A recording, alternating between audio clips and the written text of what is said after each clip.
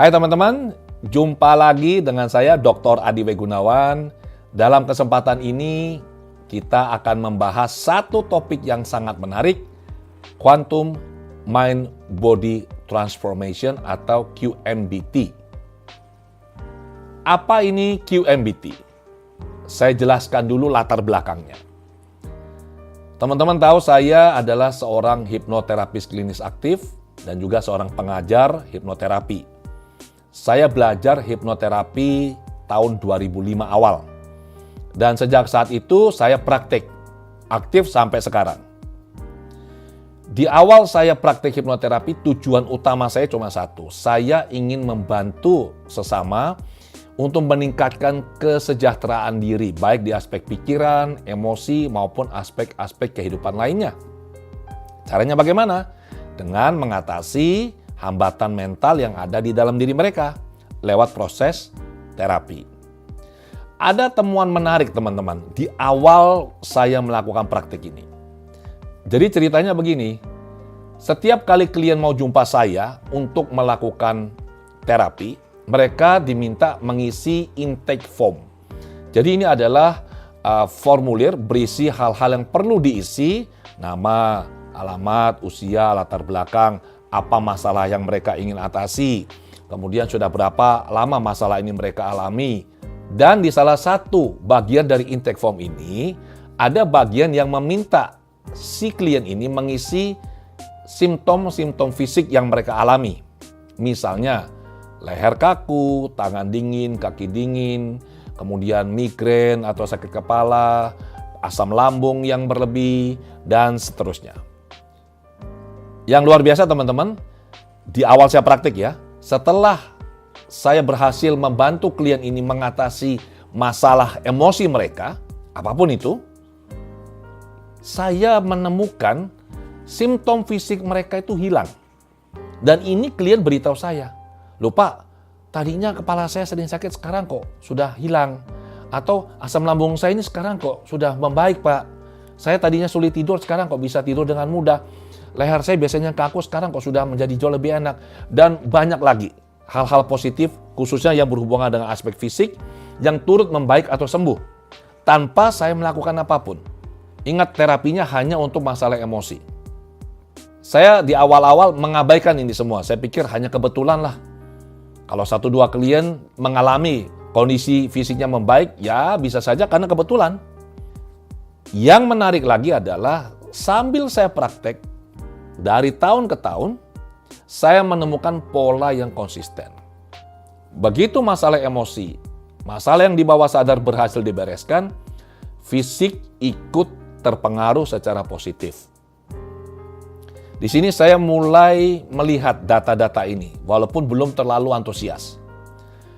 Kemudian saya mengajar hipnoterapi mulai tahun 2008. Jadi, saya praktek mulai tahun 2005 sampai sekarang sudah hampir 20 tahun. Saya mengajar hipnoterapi, mendidik hipnoterapis mulai tahun 2008 sampai sekarang. Dari tahun 2005 sampai saat ini, secara kolektif saya dan murid-murid saya hipnoterapis, kami menemukan pola yang konsisten. Kami melakukan lebih dari 130.000 sesi konseling dan atau terapi. Pola konsistennya adalah apabila emosi atau masalah di bawah sadar berhasil dibereskan, fisik menjadi ikut terpengaruh secara positif. Banyak masalah fisik yang tadinya sangat mengganggu klien-klien ini bisa sembuh dengan sendirinya. Teman-teman, sebelum saya lanjutkan, saya ingin menyampaikan disclaimer terlebih dahulu. Ada 2 yang ingin saya sampaikan. Yang pertama, semua kebaikan, perubahan positif, kesembuhan, terutama di aspek fisik, masalah-masalah kesehatan, ini terjadi semata-mata karena ridho atau izin dari Yang Kuasa. Tidak mungkin kami sebagai terapis bisa membantu klien ini untuk sembuh atau membaik kondisinya apabila Yang Kuasa tidak mengizinkan. Jadi ini sekali lagi atas izin dari Yang Kuasa. Ini yang pertama. Kedua, untuk masalah fisik, apapun masalahnya, penanganan yang pertama dan utama haruslah penanganan oleh tenaga kesehatan. ke dokter. Jadi apabila ada orang yang ingin saya bantu, masalah fisik, kesehatannya terganggu, selalu yang saya minta adalah orang ini atau klien ini perlu memeriksakan diri secara lengkap dan menyeluruh ke dokter. Setelah dokter memberikan hasilnya atau diagnosisnya dan penanganannya ditangani oleh dokter, maka dia boleh ke saya atau ke kami, hipnoterapis AWGI. Kami akan melakukan upaya untuk membantu atau mendukung proses penyembuhan yang dia jalani yang sedang ditangani oleh tenaga kesehatan atau dokter. Jadi yang kami lakukan tidak menggantikan apa yang telah dilakukan oleh tenaga medis. Jadi sini clear ya kita ya. Oke, sekarang saya lanjut. Bagaimana saya bisa mengumpulkan data-data yang semakin hari semakin banyak terkait kondisi fisik yang membaik apabila kondisi emosi atau pikiran atau masalah di bawah sadar juga membaik. Ini saya kumpulkan, saya himpun lewat diskusi, lewat grup Telegram, dan juga lewat gathering yang diselenggarakan. Jadi, para hipnoterapis klinis AWGI ini mereka cerita apa yang terjadi di ruang praktik mereka dan temuan-temuan ini. Mendapati hal seperti ini, saya akhirnya mulai tergelitik untuk mencari tahu lebih lanjut.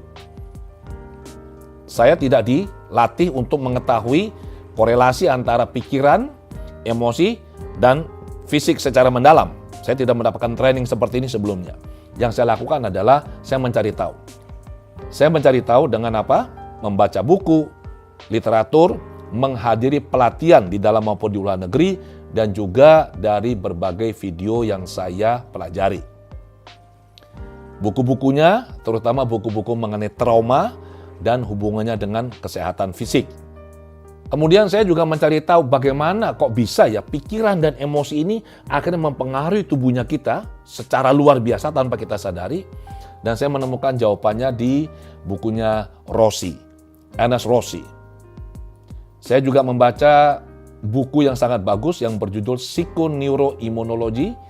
Ini adalah 2 volume set, jadi terdiri dari 2 buku yang cukup tebal, di mana ini berisi kumpulan artikel, editornya adalah Robert Eder. Ini buku juga sangat bagus. Ditambah lagi belajar dari para pakar di luar negeri, akhirnya saya sampai pada satu simpulan teman-teman. Dan ini simpulan yang sangat penting. Pengalaman terapi hampir 20 tahun. Data-data yang dihimpun dari ruang praktik para hipnoterapis klinis AWGI mengajarkan saya satu hal yang sangat penting dan mendasar, yaitu apa? Bahwa kita manusia ini sejatinya diciptakan untuk kebaikan. Kita ini baik adanya. Coba kita telusuri ya. Pada saat proses terciptanya seorang manusia, pada saat sel telur dibuahi oleh sperma, apa yang terjadi? Mereka menyatu, 2 menjadi 1. Kemudian sejak saat itu mengikuti waktu dan urutan yang sangat presisi, sel ini membelah menjadi 2, 4, 8, 16, 32, 64, dan seterusnya. Mulailah terbentuk organ sesuai dengan urutan yang sangat detil. Jadi saya sangat percaya bahwa kita lahir dengan membawa sebuah blueprint kesehatan, kebaikan yang memang sudah diberikan oleh Yang Kuasa. Ini yang pertama. Kedua, di ruang praktek kami menemukan, dan saya yakin kalau teman-teman juga menelaah diri, memeriksa, coba perhatikan. Kalau kita mengalami hal-hal yang positif, membuat emosi kita tuh positif, bahagia, senang, ya, apa yang terjadi? Ya gak ada masalah dengan diri kita. Kita happy, senang, bahagia. Setelah gelombang emosi ini surut, akhirnya padam, ya kita baik-baik saja, gak ada masalah. Tapi coba apabila misalkan ada kejadian atau peristiwa yang membuat emosi negatif muncul dalam diri kita. Misalnya nih, marah, kecewa, sakit hati, kesepian, dendam, benci, terluka, apa? Masih sangat banyak emosi negatif yang lain. Begitu emosi-emosi ini muncul, mereka tidak bisa padam dengan sendirinya. Mereka tetap ada di dalam diri kita. Biasanya orang hanya menekan emosi ini, merepresi, atau mengubur emosi ini. Teman-teman tahu nggak bahwa emosi yang dikubur hidup-hidup tidak akan pernah bisa mati atau padam. Dan emosi ini mengganggu diri kita. Pada tahun 2018 bulan Juni saya meluncurkan The Heart Technique. Ini adalah teknik yang saya ciptakan. Ini teknik swaterapi untuk bisa menerapi diri sendiri mengatasi emosi-emosi negatif dengan cepat. Saat ini The Heart Technique ini sudah diajarkan kepada puluhan ribu orang di seluruh Indonesia, bahkan di luar negeri. Dalam mempraktikkan The Heart Technique ini, saya menemukan teman-teman bahwa emosi tinggal di tubuh kita, di wilayah tertentu atau di organ-organ tertentu. Mereka tinggal di sana dan mereka mengganggu kerja organ-organ ini. Ini membuat organ atau bagian tubuh ini menjadi tidak optimal atau tidak sehat. Di awal saya menemukan kalau kita misalkan mengalami emosi tertentu, pasti akan ada satu lokasi spesifik, biasanya di daerah sini nih. Di sini tidak nyaman. Ternyata dalam praktek dengan The Heart Technique ini, kami menemukan bahwa ini adalah lokasi primer, lokasi utama. Dalam terapi menggunakan The Heart Technique, kami menemukan bahwa emosi yang berhubungan dengan emosi yang utama ini juga tinggal di bagian-bagian tubuh yang lain yang awalnya tidak terdeteksi. Ini disebut dengan lokasi sekunder. Dan pada saat proses terapi dengan The Heart Technique, emosi-emosi yang tinggal di lokasi primer ataupun sekunder, ataupun emosi yang sifatnya nesting atau bersarang. Jadi di satu lokasi tubuh ada banyak emosi tinggal di situ. Jadi misalnya kalau kita mengingat kejadian A, terasa di sini nggak enak, emosinya marah. Kita ingat kejadian B, sedih, juga di sini nggak enak. Itu artinya nesting. Satu lokasi bersarang banyak emosi. Emosi-emosi ini mengganggu diri kita, dan pada saat emosi ini berhasil dinetralisir, dikeluarkan dari sistem dirinya kita, organ-organ yang tadi terganggu ini menjadi kembali normal, kerjanya optimal, kita kondisinya baik. Berbekal pengetahuan ini, akhirnya di tahun 2012, saya menulis sebuah buku yang berjudul The Miracle of Mind Body Medicine. Di situ saya menjelaskan bagaimana pikiran dan emosi ini bisa mempengaruhi kesehatan tubuh kita. Ada 15 penyebab mengapa orang kondisi fisiknya tidak sehat. Di luar alasan medis ya. Jadi bisa karena motivasi. Jadi memang dia ingin sakit untuk mendapat perhatian misalnya. Bisa karena ada imprint, misalkan ada orang yang pada posisi otoritas memberikan informasi tertentu dan ini mempengaruhi fisiknya si penerima imprint ini. Bisa karena konflik di dalam diri, ada ego personality yang lagi ribut. Bisa karena ada identify. Identify itu adalah rekaman diri orang lain di luar diri si individu ini dan masuk ke dalam diri individu, kemudian jejak ini atau identify ini aktif. Nah, begitu diaktif, identify ini akan mengekspresikan kondisinya, termasuk kondisi fisiknya, ke fisiknya si individu ini. Kalau identify-nya sakit, individunya ikut sakit. Bisa juga karena sugesti, dan masih banyak cara lain di mana pikiran dan emosi mempengaruhi tubuh. Jadi ada 15. Kemudian saya jumpa buku yang sangat bagus yang berjudul Handbook of Medical and Psychological Hypnosis. Editornya adalah Gary Elkins. Di dalam buku ini dijelaskan aplikasi dari hipnosis dan hipnoterapi untuk membantu banyak sekali masalah-masalah fisik, masalah kesehatan. Kemudian saya juga membaca buku yang sangat bagus, karya dari Dr. Joe Dispenza yang judulnya You Are the Placebo. Saya juga menemukan dari literatur yang saya pelajari bahwa terdapat hubungan yang erat antara kondisi emosi kita, dalam hal ini diwakili oleh gelombang jantung. Ini adalah penelitian Harvard Institute di Amerika, bahwa gelombang jantung ini ternyata bisa koheren atau tidak koheren. Kalau koheren itu gelombangnya bagus, sinusoidal. Ya, kalau tidak koheren gelombangnya itu kacau. Nah, kacaunya gelombang jantung kita ini disebabkan oleh apa? Kondisi emosi kita. Kalau emosi kita lagi bagus, tenang, damai, bahagia, penuh rasa syukur, gembira, gelombang kita itu akan sangat koheren. Kalau kita lagi marah, takut, sedih, kecewa, terluka, emosi-emosi negatif ini muncul dan dirasakan, gelombang jantungnya menjadi tidak koheren. Dan ini mempengaruhi fisik kita dan juga kinerja otak kita. Ini sebuah hal yang sangat penting. Bisa dibayangkan bagaimana kalau ternyata orang yang tadi gelombang jantungnya tidak koheren, dengan teknik tertentu, dia bisa menetralisir emosi negatifnya dia, dan selanjutnya dia bisa merasakan ketenangan, kedamaian.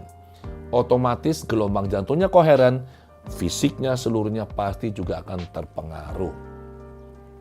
Kristalisasi dari semua pemahaman ini, temuan ini, dan dari apa yang saya pelajari ini, akhirnya membawa saya pada satu titik di mana ada teknik yang bisa digunakan untuk mengkoreksi kondisi tubuh dengan sangat cepat.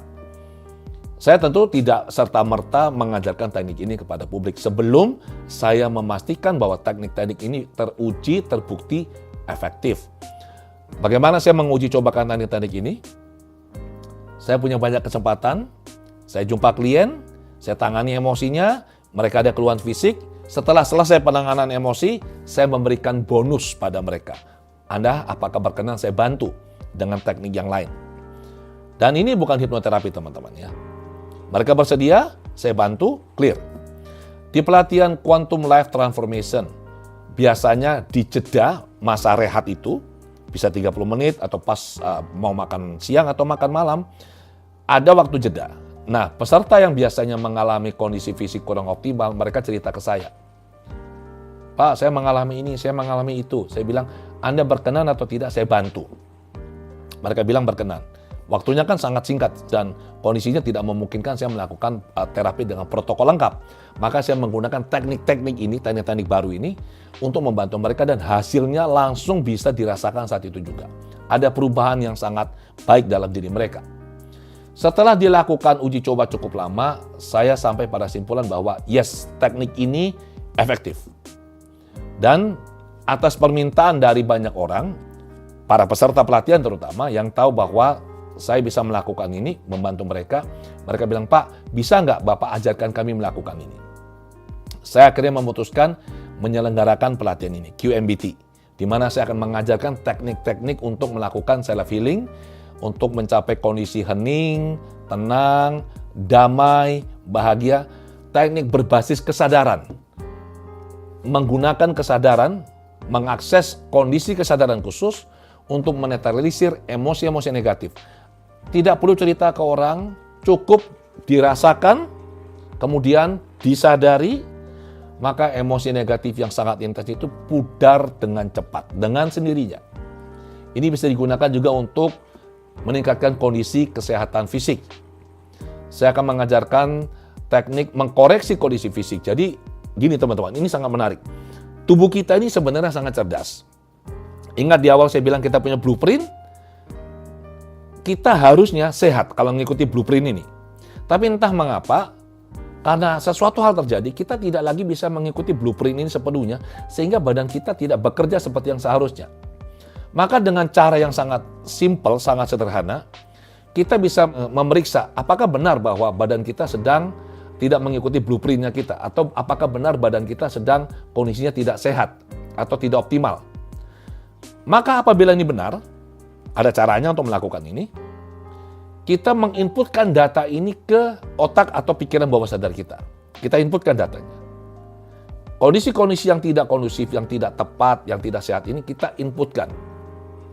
Maka selanjutnya kita bisa memerintahkan badan atau pikiran bawah sadar kita untuk melakukan koreksi dengan sendirinya tanpa kita melakukan apapun. Salah satu buku yang mengubah pemahaman saya secara luar biasa adalah buku yang ditulis oleh Stephen Porges. Ini mengenai saraf vagus, vagal nerve.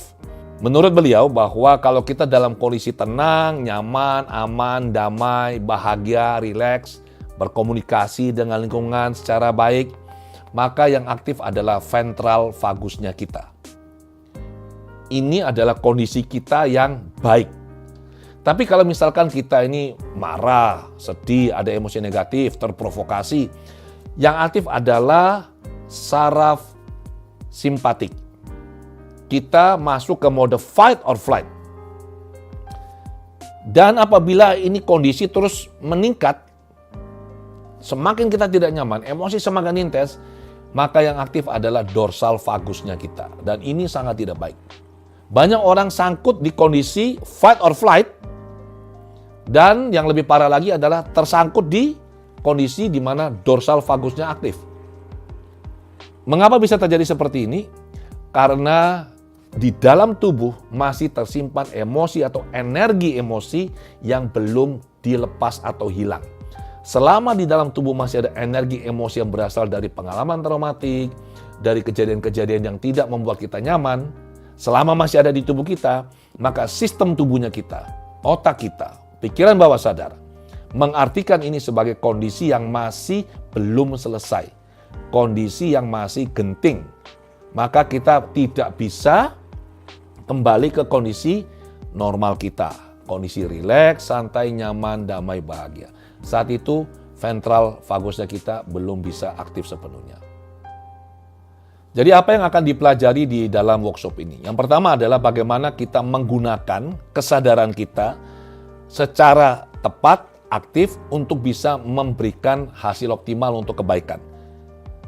Saya akan tunjukkan bahwa kesadaran ini bisa mempengaruhi kita secara fisik maupun lingkungan. Ini yang pertama. Kemudian bagaimana kita mengakses kondisi kesadaran khusus. Saat kondisi ini sudah kita rasakan, kita masuki, ini manfaatnya banyak sekali. Kita bisa menggunakan ini untuk menetralisir emosi-emosi negatif dari kejadian apapun yang kita ingat atau tidak ingat. Intinya adalah apabila ada emosi negatif ini muncul tanpa harus melakukan apapun. Dengan mengakses kondisi kesadaran khusus lewat sebuah teknik, saya memberikan nama teknik ini Q-Link. Kita bisa menetralisir dengan cepat dan efektif emosi negatif dan dampaknya pada fisik. Kemudian kita juga bisa menggunakan kesadaran kita untuk melakukan koreksi pada sistem tubuhnya kita. Kita bisa melakukan pengecekan apakah badan kita atau bagian tertentu tubuh kita memang sedang tidak optimal kerjanya. Kalau ya, kita bisa memberikan input. Jadi di tubuh kita itu ada titik tertentu yang kalau kita sentuh, itu kita memberikan input kepada tubuh atau pikiran bawah sadar, "Hei, ini sesuatu penting loh. Ini ada masalah. Ayo bereskan." Kita inputkan itu. Satu kondisi, dua kondisi, berapapun itu. Setelah diinputkan, kita meminta pikiran kita atau otak kita melakukan koreksi. Kita minta mereka melakukan koreksi dan setelahnya kita pasrah. Badan akan melakukan koreksi dengan sendirinya. Kemudian juga kita akan belajar bagaimana berkomunikasi dengan pikiran bawah sadar untuk menemukan program-program pikiran yang membuat kondisi kita tidak optimal. Sakit misalkan. Kita cari bagian ini, kita temukan programnya, kemudian kita netralisir. Kita juga akan belajar teknik-teknik berbasis imajinasi. Bagaimana kita menggunakan pikiran kita untuk bisa mengkondisikan tubuh kita agar lebih sehat dan optimal kerjanya. Dan masih banyak teknik lain yang akan diajarkan teman-teman. Intinya adalah pelatihan ini bertujuan untuk meningkatkan kesejahteraan diri kita, ketenangan pikiran, kedamaian hati, dan kesehatan fisik kita optimal.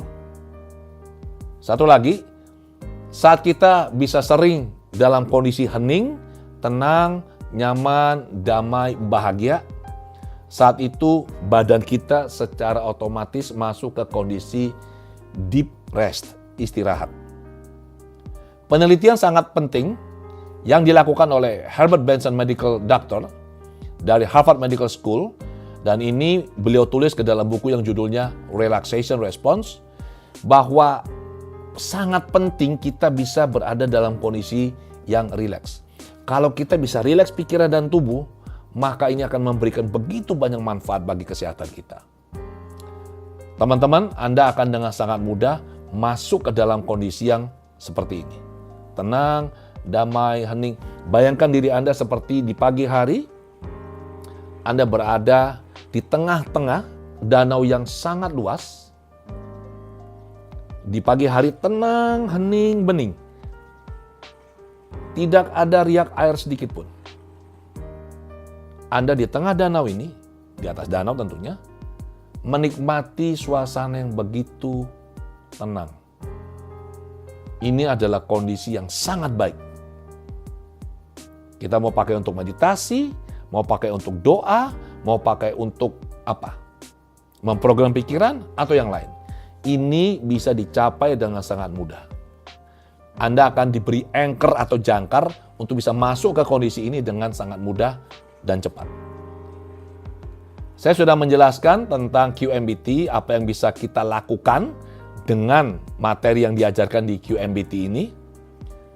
Tapi ingat ya teman-teman ya, ini sifatnya melengkapi, mendukung, tidak menggantikan upaya medis yang dilakukan oleh tenaga kesehatan.